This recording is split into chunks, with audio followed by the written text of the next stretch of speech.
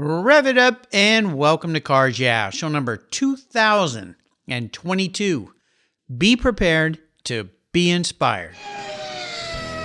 This is Cars Yeah, where you'll enjoy interviews with inspiring automotive enthusiasts. Mark Green is here to provide you with a fuel injection of automotive inspiration. So get in, sit down, buckle up, and get ready for a wild ride here on Cars Yeah.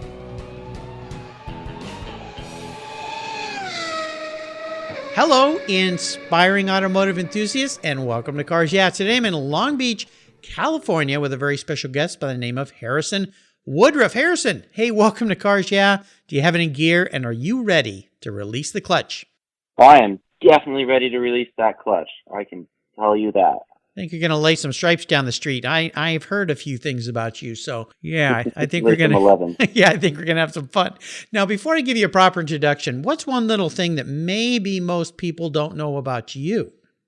Well, surprisingly enough, despite being from there, I actually don't have an accent. But I'm originally from Atlanta, Georgia, born and raised. And I'm out here living the California dream, as they might say.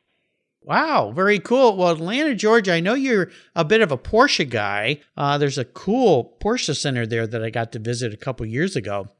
Have you ever been able to go to that Porsche center there in Atlanta? It is, actually. It's right there, right by the airport. Yep. I've been there actually a few times. I've done a couple drives there. And then we did a PTS Targa delivery there for my dad this past year, actually. Oh, it's a nice. Beautiful facility. Yeah, it's really, really nice. It's a great place. Ray Schaefer, who's been a past guest here, works there, and I'm not sure if you know him, but he's a true blue Porsche guy. He's done some racing. Used to be at Brumos for many, many years. Oh, cool. What was the paint to sample Targa color? It was a British racing green. Nice. And then the interior was a full bespoke build. Oh, wow. It was a chocolate on almond leather two-tone hodgepodge inside. It's a beautiful spec. That sounds nice. You know, my first new car was a Scirocco, first gen Scirocco, 1979. Ooh. It was metallic green and had kind of a tan interior. So that same kind of combination. And of course, first thing I did was threw some gold BBS wheels on that thing, the old style BBS basket weave wheels that they had back in the late 70s and early 80s. So sounds kind of like the same kind of vibe. And I'm seeing a lot of green cars come back now. Oh, yeah, it's definitely starting to pop back up. Yeah, sounds wonderful. Well, let me give you a proper introduction. We're going to dive into your world of cars. Harrison Woodruff is a rally car racer and an automotive collector and has an affinity for high-performance custom luxury vehicles. His collection includes a McLaren 600 LT, a Lamborghini Urus, and a Porsche 997. He has driven in multiple prestigious rallies across the country, including the Gold Rush Rally, the New Rally, and the Savage Rally, to name just a few.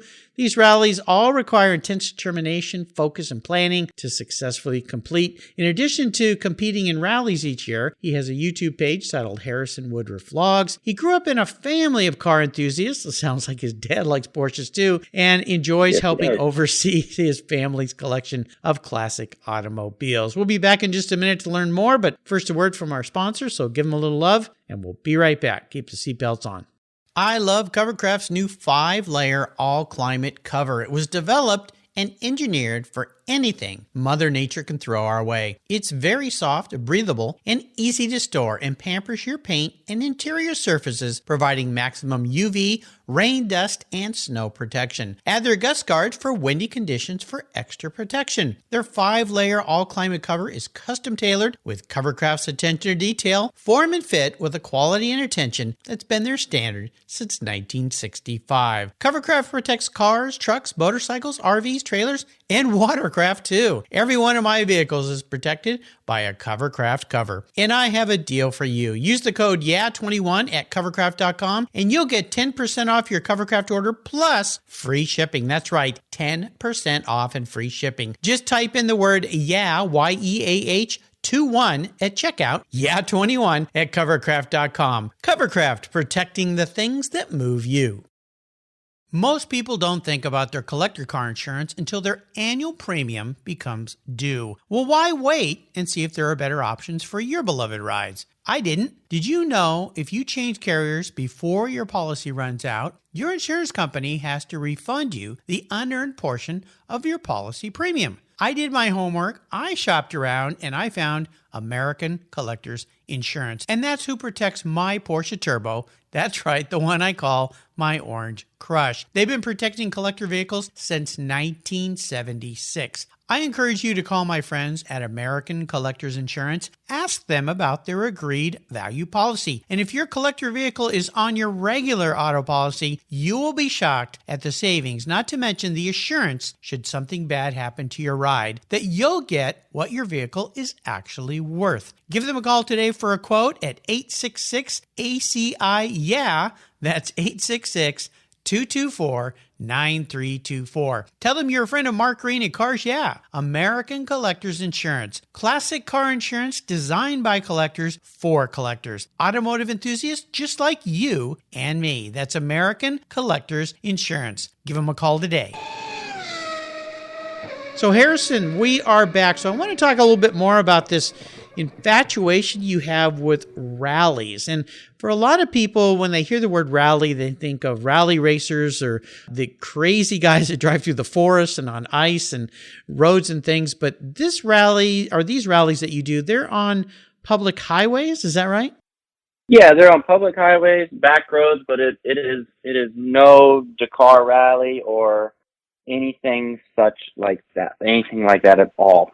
Yeah. It'd be awesome if it was, but well, yeah, nothing like that. Little unsafe on public roads. Well, you know, a lot of people hear about these rallies. We see them. You do vlogs on them, a lot of social media. But can you tell our listeners today a little bit about what makes these rallies unique? What makes them fun? How do you prepare for them? Are there kinds of competitions within them?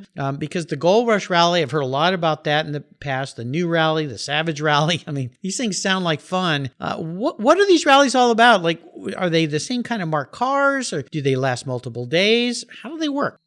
Yeah, so each of them are kind of different in their own light, and that's what makes them so special and fun. So Gold Rush, it really is the biggest one of the three. Obviously, it's kind of like Gumball in the fact that it's a very long journey rally, and you're stopping in big name cities throughout and staying in very prestigious areas and just having basically a Gold Rush good old time.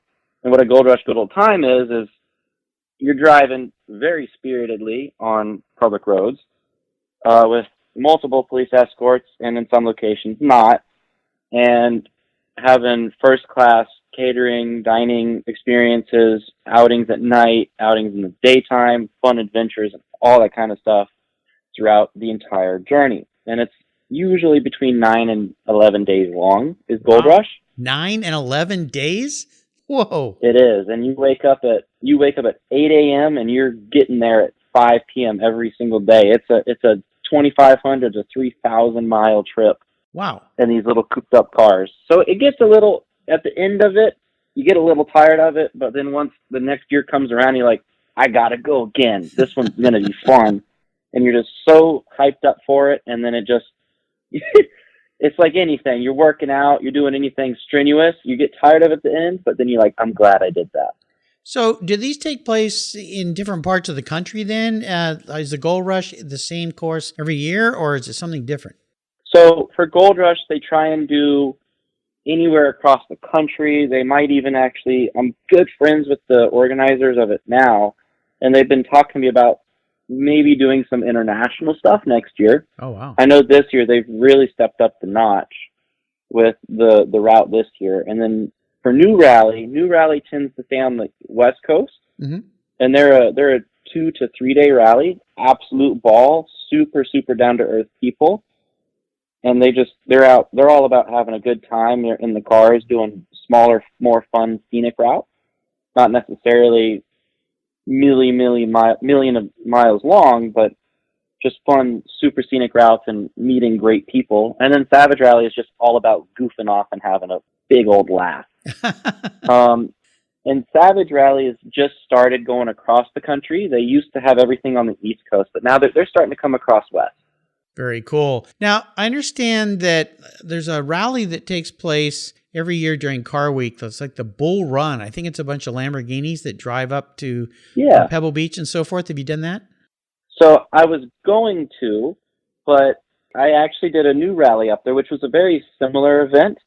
But the Bull Run up to Monterey is definitely on the bucket list. I might try and do it next year and in the next few years to come. We will see. So with these rallies, are they all the same mark, or can people bring all different kinds of cars? So that is a great question, because some of these rallies, they do have it's not a minimum of how much a car is worth, but it's kind of a cool factor. It's like, oh, I have an old air-cooled Porsche. You're welcome to come. Oh, I have a Toyota Camry. You might not be allowed on, per se, Gold Rush. It can be a little exclusive to hold their brand image, but all in all, it's just trying to, I guess, keep the quality of everything up to their name, I guess. Yeah. And then in New Rally, they do allow more generic vehicles, and in Savage Rally, you could pretty much bring anything. Cool. Sounds like fun. As long as it doesn't break down. Yeah. Well, you never know. You're dealing with cars. And you also have That's true. a YouTube page that's titled Harrison Woodruff Vlogs. Tell me about that. For sure. So I started back in high school. I'm a senior in college now. I started about 5 years ago in total. I got bored basically as a high school senior. I had finished most of my core classes and everything back then, and I had not many classes left my last semester. And I was like, you know what? I love cars, and I love videography and photography, so let's start filming. What am I going to film? I'm going to film cars. So I was good friends with exotic dealers back in Atlanta, so I started reviewing cars because I was too young to do anything with them back then for real. And then it just kind of blossomed into stuff when I moved to Texas, into modifying my Mercedes back then and doing all kinds of little car shows and hanging out. And then it turned into a big automotive travel / lifestyle vlog of basically my life and everybody that hangs out with me. It's pretty fun, and we do a bit of goofy stuff on there, that's for sure. Some stuff is pretty creative. Having fun, absolutely. You know, when you think about your life around cars, obviously your dad sounds like he was a bit of an influence on you. Sounds like he likes cars. Is there a driving inspiration for you, a mentor or a person in your life that's been influential in your passion for cars? I would actually definitely say it was my father. Growing up, we're in the automotive industry as it is, and just going to the dealerships with him and watching and learning and just basically always being around it. It's been in my blood since day one, and I've always just enjoyed it, and he's always enjoyed it with me. It's how we really hang out with each other. It's either basically anything with keys in it is how we hang out and go do stuff together, or just have quality time. But where we really have fun together is something with a motor, mostly cars. Most of these rallies he actually goes on himself too, so it's kind of fun. But I would definitely say he's my influencer. Do you guys take the same car? Sometimes, yeah. Like for Gold Rush, no. We do drive separately. Yes. Yeah. Oh, it sounds like fun. Now, you said you're a senior in college. What are your plans once you get out of school? So my plans are, and it's kind of started to fall in place over the past few years. I've thought about helping and joining the family business with the dealerships. It's something that I've always been interested in. Now, do I necessarily want to go and immediately start working at the new car stores? Not really, because those have already been in place and they're started and they're running. I kind of want to take the stores into a used car direction. Okay. Like say a CarMax idea, or like a big franchisable car dealership idea on a used cars level, because we've got the new car game done, and I kind of want to take it a different direction to expand it. You know, it's interesting how in the last couple of years, and COVID played a big part of this, that the drive up in the value of used cars, especially sports cars and special collectible cars, has really gone through the roof. What's your perception of all this? Because you're a young person in the automotive trade, and lots of times I hear people saying, oh, young people aren't interested in cars. What's going to happen with all these cool cars? That's not really what I've learned. There's plenty of young people that love cars, and they're the next generation. So what's your advice? I wouldn't say your advice. I would say, what's your opinion of how the car market's changing? Because the collector car market is up. We have the onset of EVs coming online. Some of them are kind of fun. We have the hybrids. And then you have autonomous cars that are coming down the road too, not too far behind. What's your perception as a young man with the future of the automobile? So, being somebody that loves exhaust and noise and everything, I do hope, I understand for emissions and everything, I get it, but I do hope that we will still be able to have, if not naturally aspirated, turbocharged engines to have around, to just have the true passion of an automotive enthusiast around. But I do see that most car companies are going, including our dealers, our brands are going EV, if not hybrid. And it's definitely an interesting world. Am I excited about it? Yes, because it will help the world for sure, and longevity for grandchildren and children beyond. And it's definitely putting out some crazy supercars, that's for sure. Yeah. Like Rimac coming out with all their stuff, and Koenigsegg doing their crazy cars with hybrid technology, and then not to mention the Holy Trinity, the LaFerrari, the P1, and the 918 came out, how long ago now? Yeah. And now everyone's finally catching back up. Yeah. And then not to mention, like you said, the values on used cars and new cars nowadays is just skyrocketing. Now, is that due to COVID? Yes and no, I think. I think it started it because the demand for so many cars, and there was just no supply because of the chips. So everybody was just like, all right, I'm okay with buying a car with 40,000 miles instead of a brand new car for 10 grand less. Okay. And then it just turned into, it's now 10 grand more. It's like, oh my goodness. Right. And I do think that that's going to level out, hopefully at some point. Yeah. Yeah. Because it's getting a little crazy. But I mean, as dealers, thankfully we're doing well, and we're trying to get as many cars as we can with everything going on in the world. I mean, we're just selling to pavement every single month with what we can get. Mm-hmm. It's definitely an interesting time.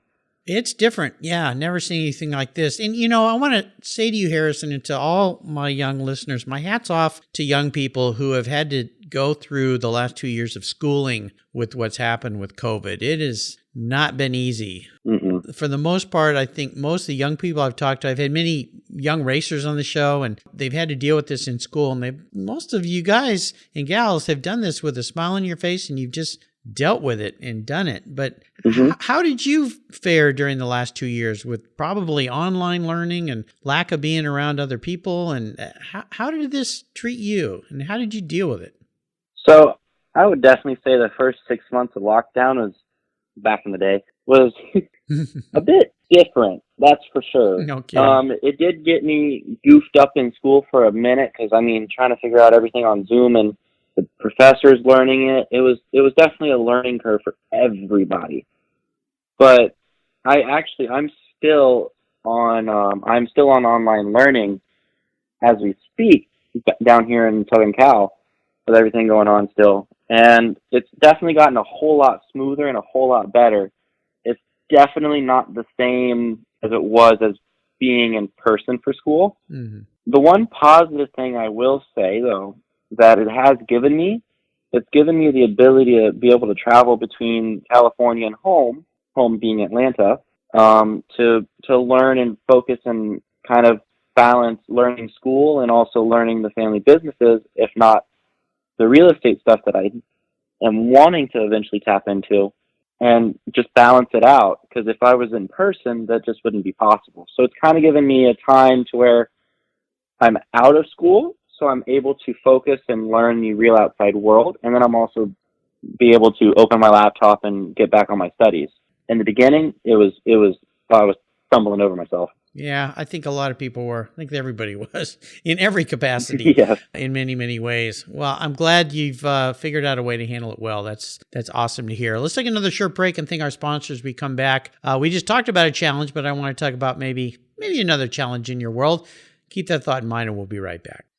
You listeners know that I'm a huge car care fanatic, and my friends at AutoGeek created their Wolfgang Deep Gloss Paint Sealant for perfectionists like you and me. Wolfgang Deep Gloss Paint Sealant is designed to provide long-lasting protection and a glossy, slick finish that, well, it's unmatched. The use of polymer technology ensures your paint is protected from environmental contaminants, those damaging UV rays, and lasts up to 3 months long. By providing the glossy look of carnauba wax with the longevity of a synthetic formula, Wolfgang Deep Gloss Paint Sealant is the best of both worlds. Go to autogeek.net to get yours for the best product selection on the internet today, along with their skilled technical support. Autogeek.net is where I go for all my detailing needs. That's autogeek.net. I've discovered Linkage. It's a new quarterly publication and website that covers the automotive market, driving, restoring, collecting, and discovering your passion for motor vehicles. Linkage is about experiences, opinions, and values. Linkage is an actual informed, reasoned opinion based on first-hand experiences. A talented Linkage team covers the automotive world, the people who share your passion and mine, smart, considered, rational, and experienced opinions, ones you can learn from and grow. That includes our passion that drives auctions and the collector car market. So come with me and join us on this journey. And be sure to use the code CARSYEAH when you subscribe, and they'll give you $10 off. Boom! Linkage, geared for the automotive life. Subscribe today at linkagemag.com. So Harrison, I like to ask my guests to talk about a big challenge they faced, big obstacle, maybe even a big failure. And the reason I bring this up is not to drum up some bad history. It's really more about how you met that challenge and how you took it as a really valuable learning lesson to move forward. And hopefully we inspire somebody listening out there that might be going through the same thing to say or to see that there's a light at the end of the tunnel. For sure. I think what I would like to use is my 997 as an example. And the reason I would want to use my 997 as the example is when I first got into cars, my first car was an F-150, and I did wheels and rims on it, but I had no intention of getting rid of it. I have that car to this day, and it's my first car, and I've had so many people, so many elders, so many people I've looked up to and respected. No matter what car you have, never get rid of your first car. You'll always regret it. That's what I've always been told. So I'm always going to keep that truck. And then when I got my Mercedes, I did that up a little bit here and there, and then I had a wrap on it, and I sold it. And then I moved out to California. I got a 996 Porsche, and absolutely loved that car, and I will keep that car every day of my life, no matter what. I did some stuff to it, but again, nothing crazy. And then during COVID, I was like, you know what, for the channel, and for everything else I might want to do in the future, I want to build a car. And I went searching, I found the 997, and I bought it with intent to build it and sell for a profit. Now, I knew nothing about really and truly running a car, nor really running a business at the time. This was 2.5 years ago. And, I mean, doing a build on a car is just like running a business. You got to make sure the budget's proper. You got to make sure all expenses are covered. You got to make sure you got to dot every I and cross every T. And connections really help with that. And I did not know that. I learned my lesson. We ended up getting the 997. It's a Carrera F, naturally aspirated, beautiful sound. And I wanted to do a one-off build.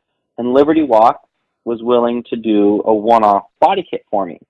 Now, they gave me wholesale on it, but little did I know that with some connections, you could get less than wholesale or, sponsorship and get it even less, if not for free.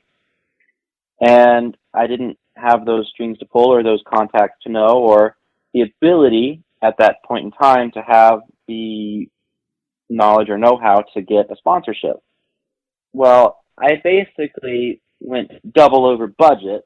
That's pretty much how most stories go. Yeah, on a car build. Or went double over budget, and it took about 7 extra months. Not because of anybody being improper or anything, but I just didn't have my ducks in a row. I didn't know how to organize things properly. But I can tell you that the car just finally got finished about 4 months ago. Yeah, about 4 months ago. Over a year long of a build. It was supposed to take 6 months. And it's just now going to auction because I went so far over that I'm going to have to take a loss on that. But the good news is I learned my lesson big time on that car to the point where with my GT3 RS, I built that car with connections and some sponsorships and taking my time. I took my time on the 3RS the proper way by building it and taking my time and not arguing, but haggling and making deals with certain brands and shops to help me out on prices and stuff, and that I would help them out. And anybody could do that. It's just don't agree with the first price and try and work it out and try and get the best price for yourself. And at this point, I made enough money on that car to where I could move into the McLaren. And at the same time as the 3RS, I did it with my Lamborghini Urus, which I have since traded, and I've actually bought another one, which my channel nor any of my followers know. And I believe by the time that this airs, that this will actually be the first public knowledge of what the vehicle is. It's actually a British racing green Urus, which is kind of crazy and cool. I found one. Oh wow! So talking about green cars coming out in light, Yeah. it's definitely interesting. Yeah. Very cool.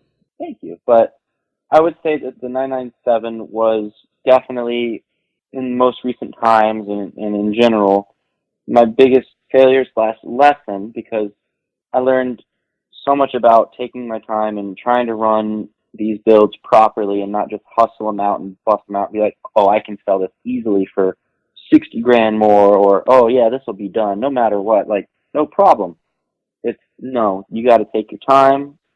You got to try and find buyers months before, if not before you even buy the car, and then build it for them and then just give it to them. There you go. But, we live and we learn. That's the part of life. Exactly. No matter what, you always need to try and have fun. With the 997, I ended up not having fun. With the other cars, I ended up having fun because I learned my lesson. I learned how to run a business, and it's working out. So good for can't you. complain now. There you go. Now, every experience is a lesson, and some are tougher than others, but definitely a valuable learning curve on that one. Is there one special vehicle in your life so far? I mean, for a young guy, you had some really nice vehicles. Is there one that really stands out for you as being very special? That's a tough question. Yeah. I have to say, all the vehicles that I've been lucky enough to have and own and drive and put many miles on, I don't know if I could narrow it down to exactly one. I think I could do two. Okay. And ironically, they're both Porsches. One is the 996, and the 996 was the car that showed me California. That car I bought when I moved out here with the money that I saved from the first 2 months of rent that I got for free. My building had a special on in the first 2 months for free. Nice. Like, awesome. Yeah. So I put that money towards the 996, and I learned California because I actually moved out here the first day that I had ever touched foot in California. Oh, wow. That was I've very never new visited for before. You. Yeah. It was.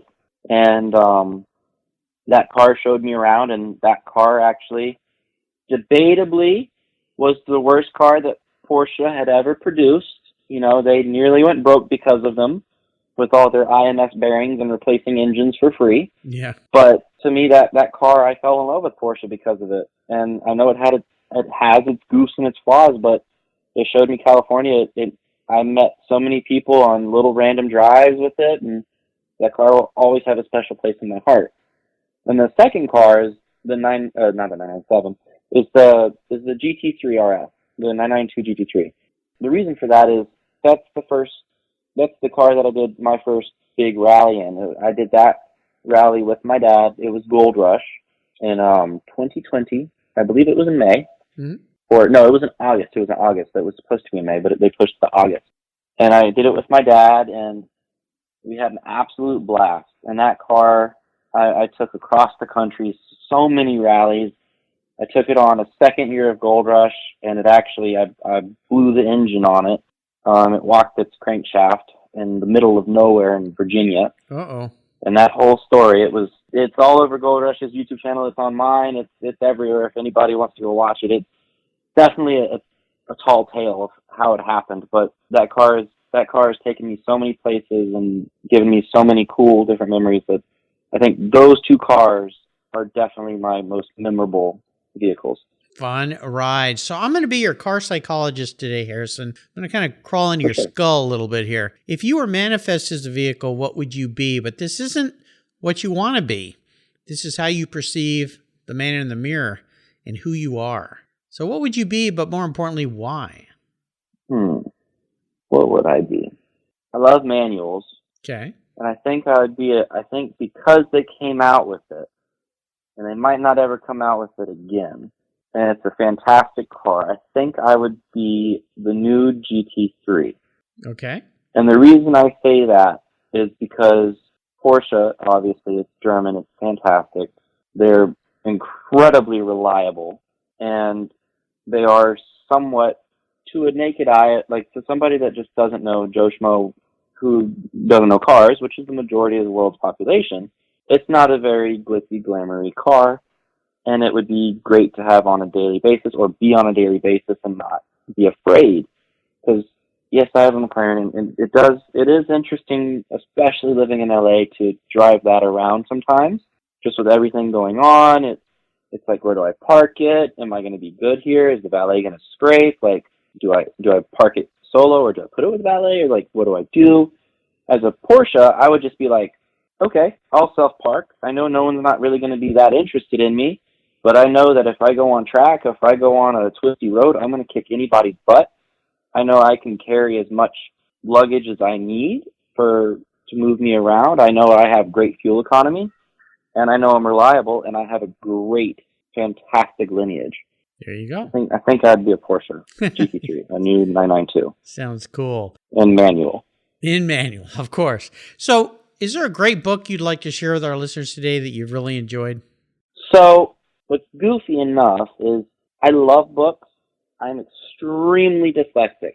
Oh. Yes. I constantly drive with my hands up, trying to see which is left and right. You know, where you put your fingers up, you see the L on the left hand. Oh, I got you. Yes. Your thumb and index. Yep. Yeah, I do that constantly. And to get through a book fully sometimes is a bit of a struggle for me. Mm-hmm. I understand. Yeah. So I tend to listen to podcasts and stuff. Mm-hmm. One of the biggest podcasts is kind of goofy. Started out immature, but they got some good stuff. It's impulsive. It is Logan Paul's podcast. He started it out right after his mix-up and everything, and then throughout his boxing career, he's become very mature on it, and he's had some pretty influential people on there. He's had some other guests on there as well, but the big influential people he's had on there, it's been pretty impressive.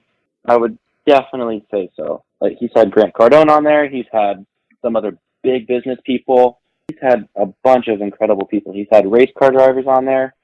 And just the diversity of conversations that they have on there it's quite good.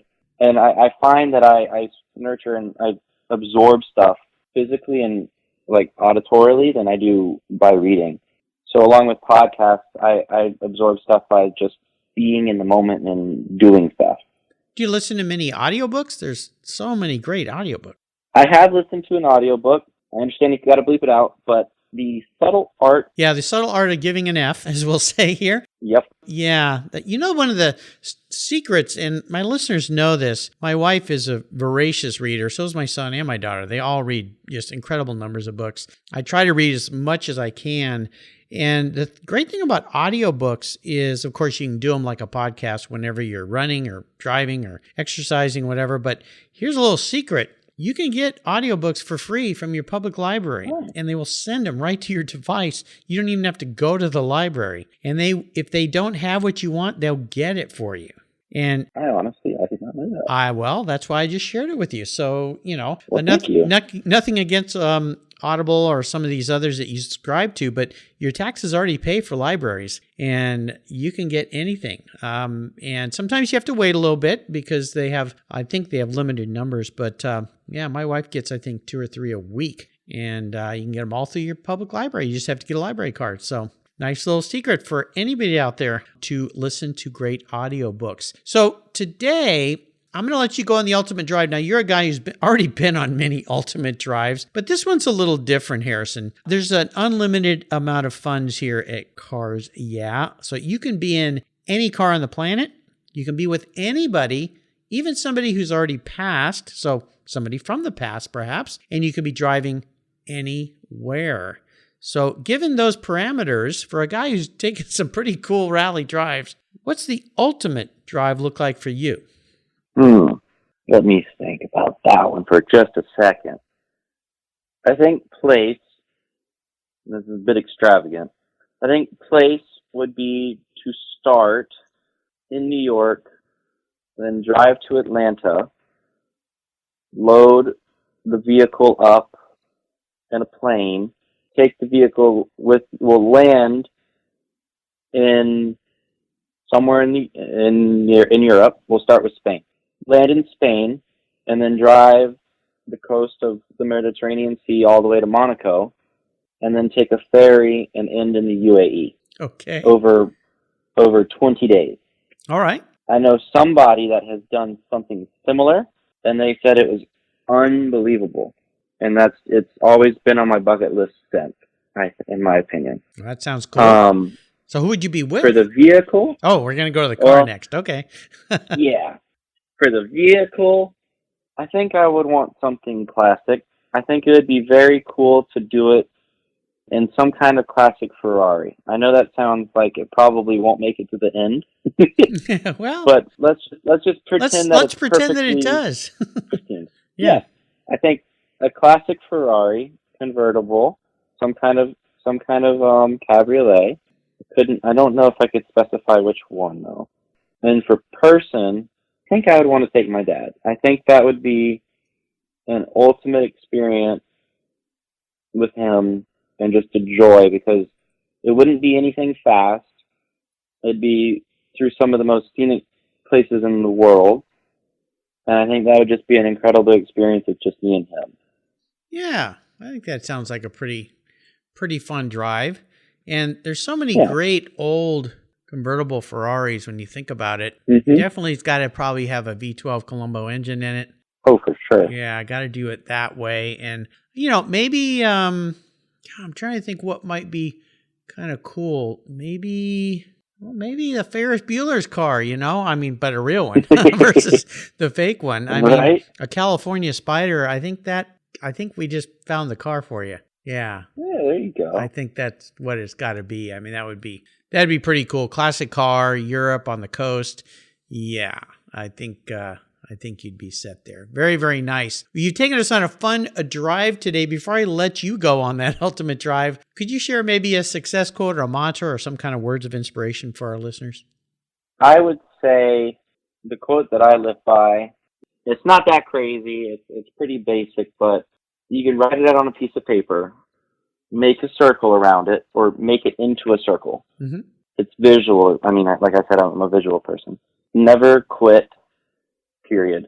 Never give up. And just put it in a circle and just read it over and over and over and never let it stop. Kind of just goes around and around like the wheels of a car. Exactly. And never give up and never quit. There you go. Kind of a Winston Churchill type quote. Never ever give up. Mm-hmm. And never quit. I love it. So how can people follow along with you? So I'm on pretty much all big social media. I'm on YouTube. I'm on Facebook, Instagram, and TikTok. If you just search Harrison Woodruff, it should pop right up anywhere, or Harrison Woodruff Vlogs on YouTube. I post pretty often. I take some breaks, usually around December and January, but that time's passed, and rally season is starting to heat up, and we're about to hit some pretty nice roads, and it's going to get pretty interesting on the social media spectrum. So cool. Definitely be on the lookout on those accounts. All right. Listeners, I'll put links to all these on Harrison's show notes page on the Cars Yeah website so you can follow along with him. I want to do a shout out. Thank you to Joseph Anderson of IBP Media for introducing me to Harris. Joseph, thanks for another great one. Harrison, thanks for being such a great guest today. Thanks for sharing your life and your passion for cars. It's nice to hear a young person these days that has a passion for cars that is going to carry the torch for all us old guys. I'm kind of an old guy. It's You and I Talk again, my friend. I'll see you down the road. Thank you so much, Mark. You're welcome. We all count on skilled auto technicians to ensure that our families and ourselves are safe on the road. That an airplane will get me safely to my destination, that trucks are moving the stock to shelves of essential parts and things that we need. That's why TechForce Foundation's slogan is so appropriate. When techs rock, America rolls. I love that. TechForce is a charity of cars, yeah, and like all charities, they need our support. If you love cars and can relate to the young person's desire to turn their passion into a career, go to techforce.org today and donate or become a volunteer. That's techforce.org. Thank you so much for joining us on today's ride here at Cars Yeah. Drive on over to carsyeah.com to find show notes and inspiring automotive fun. Download your free copy of Filler Up, a fun book filled with gorgeous photographs of fuel filler fun, including quotes from more inspiring automotive enthusiasts. Download your copy today, and we'll see you next time on Cars Yeah.